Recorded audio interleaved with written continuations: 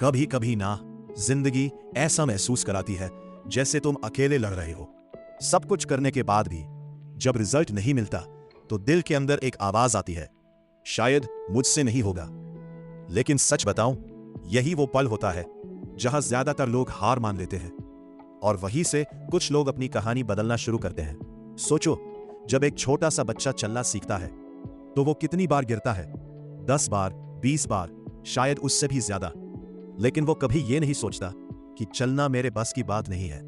वो हर बार उठता है, फिर गिरता है, फिर उठता है और एक दिन चलना सीख जाता है।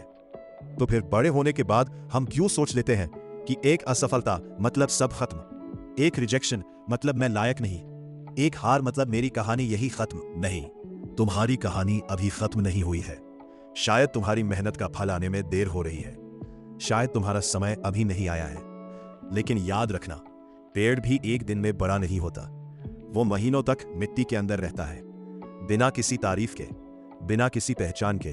फिर एक दिन पूरी दुनिया उसकी छांव में बैठती है। इसलिए अगर आज तुम्हें लग रहा है कि कोई तुम्हें नहीं समझ रहा, कोई तुम्हारी मेहनत नहीं देख रहा, तो निराश मत होना, क्योंकि सबसे खूबसूरत कहानियां वही होती हैं जिन्होंने सबसे मुश्किल रास्ते तय किए होते हैं। तो आज हार मत मानो, बस एक कदम और बढ़ाओ, बस एक दिन और मेहनत करो, बस एक बार और कोशिश करो। क्या पता जिस जीत का तुम इंतजार कर रहे हो वो तुम्हारी अगली कोशिश के ठीक बाद खड़ी हो। याद रखो, हारने वाले नहीं हारते, हार मानने वाले हारते हैं। सुनो, अगर आज तुम थके हुए हो, टूटे हुए हो और तुम्हें लग रहा है कि अब नहीं हो पाएगा, तो बस एक बात याद रखना, तुम्हारे सपने तुम्हारी परेशानियों से बड़े हैं।